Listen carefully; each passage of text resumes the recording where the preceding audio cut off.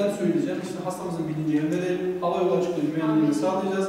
Ağız içine boyun çok fazla kompresörü ve 2 suni solunum şeklinde hastamıza müdahale. Sternumun ikinci alt yarısından siboid çıkıntının üst kısmı veriyoruz. Hastanın göğüs kafesinin yükseldiğini görmemiz gerekiyor. Sabitlediğimiz hastamızı karşılıklı olarak kaldırıp nakil sedyemize alıyoruz. Boğulmalarda akciğerlere yeterli miktarda oksijen gidememesi sonucu organlara, dokulara ve hücrelere yeterli miktarda oksijen gidemez ve bunun sonucunda organ hasarı dediğimiz durum ortaya çıkmaya başlar. Bu özellikle hayati organlar olmak üzere.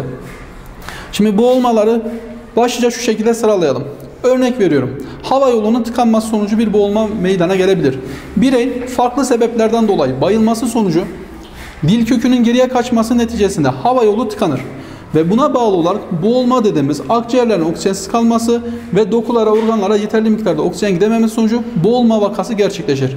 Özellikle ilk olarak dilin geriye kaçması sonucunda biz ilk yardımcılar olarak hastaya müdahalede bilinç kontrolü, hava yolu açıklığı ve güvenliğini sağlamaktayız. Hava yolunun açıklığını sağlarken de ağız içini kontrol ederiz. Kontrolde dil kökü geriye kaçmışsa özellikle bayılma vakalarında kaslar kendini bıraktığı için dil kökünden var olan kas kendini bırakır ve dil geriye kaçar, hava yolunu tıkar. Sağlıkçılar, ilk yardımcılar olarak dilin geriye kaçmasını engellemek için hemen parmağımızla süpürme manevrası yaparız. Ağız içerisinden şöyle C şeklinde girer ve dil kökünü geriye getiririz. Bunu yaptığımızda genellikle hastalar derin bir nefes alır şeklinde. Yani hava yolu açıldı. Devamında yabancı bir cisim de hava yolunu tıkamış olabilir. Bunun sonucunda ise bizler öncelikle hava yolu tıkanması sonucunda hemlik manevrası öncesi sırta vurma. 5 tane sırta aşağıdan yukarıya doğru süpürür tarzda hastanın sırtına vurmamız gerekiyor. Bunu yaptıktan sonra hastanın hava yolu açıldıysa sıkıntı yok. Eğer ki hala açılmadıysa hemlik manevrası dediğimiz manevrayı gerçekleştirmemiz gerekiyor. Hemlik manevrası dediğimiz şey şudur. Boğulma vakalarında herhangi bir yabancı cisim, kişinin hava yollarına herhangi bir yabancı cisim kaçmış ise dışarıdan bir vatandaş ya da bir sağlık personeli, ilk yardım eğitimi almış bir birey hastanın sırt arka tarafına geçerek belini dolar. İki koluyla hastanın belini dolar ve bizim göbek deliğinin üst tarafına bir elini yumruk yaparak diğer elini ona destek verecek şekilde aşağıdan yukarıya doğru çekme manevrası yaparak hastanın yabancı cismini tekrardan hava yollarından atması sağlanır. Bir diğer durum ise suda boğulma vakaları.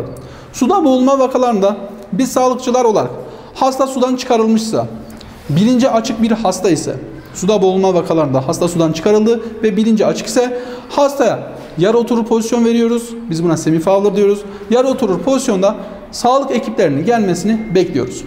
Eğer ki hasta bilinci kapalıysa, suda boğulma vakalarında, hastanın bilinci kapalıysa, sudan çıkar çıkmaz bizim vatandaşlarımızın yapması gereken, ilk yardım eğitimi almış bireylerin yapması gereken şey temel yaşam desteği dediğimiz uygulamalardır.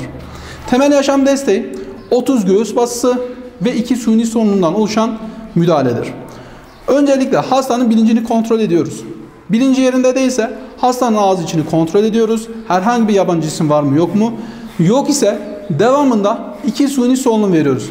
Hastanın burnunu kapatarak ağızdan ağıza hastaya hava üflüyoruz. Üflediğimiz havanın hastanın akciğerlerini yükseltmesini bekliyoruz. Göğüs kafesi yükselmesi gerekiyor. Devamında 2 suni solunum verdikten sonra 30 göğüs basısı yapmamız gerekiyor. Ki sağlık personelleri olay yerine gelene kadar. 30 göğüs basısının ise şu şekilde yapılması gerekiyor. Sternum dediğimiz iman tahtası, halk arasında bilinen ismiyle iman tahtasının ikinci alt yarısına yaklaşık 3'te 1'i çöktürülecek şekilde, yani 4-6 santim arası çöktürülecek şekilde bası yapmamız lazım. Elin topuk kısmıyla hastanın göğüs kafesine bırakırız. İkinci elimize ona destek veririz. Kolları bükmeden omuzdan güç alarak hastanın göğüs kafesini yaklaşık 3'te 1 oranında çöktürmemiz lazım. Suni solunum ve göğüs kompresörleriyle birlikte hastanın dolaşımını aktif bir şekilde canlı tutuyoruz. Ta ki ilk yardım ekibi olay yerine gelene kadar. Yapmış olduğumuz bu müdahale gerçekten de hayat kurtarıcı bir müdahaledir.